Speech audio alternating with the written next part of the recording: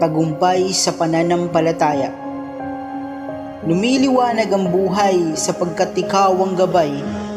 Ang puso ko ay nananalig sa iyo, aming Diyos. Marapat na purihin ang iyong banal na kadakilaan. Susundin ko na ang iyong mga utos. Babaguhin ko na ang aking maling damdamin. Tagumpay sa pananampalataya. Sa puso ay may diwa, lakas ng katawan ko ay mula sa iyong kapangyarihan. Kahit madalas sa minsan ako ay makasalanan, binuhay mo ulit ang pusong dati madilim at inilagay mo sa tamang landas. Ikaw, Panginoon, ay tunay na maawain at mapagpatawad.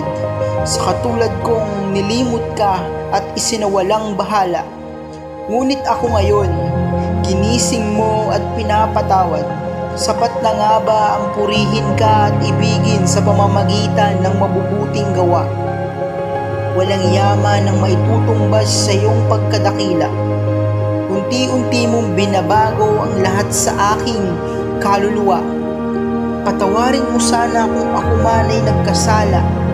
Nakalimutan ko na ikaw, Panginoon, ay nag-iisa at dakila.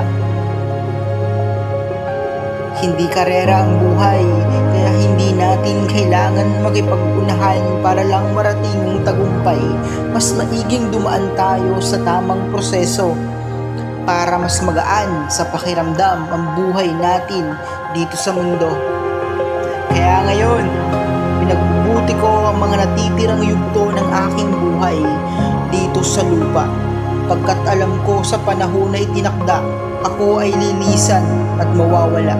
Aking pagsisikapan na sa mundong ito hindi na ako mababalisa dahil ang kulay ng buhay ay tagumpay sa pananampalataya.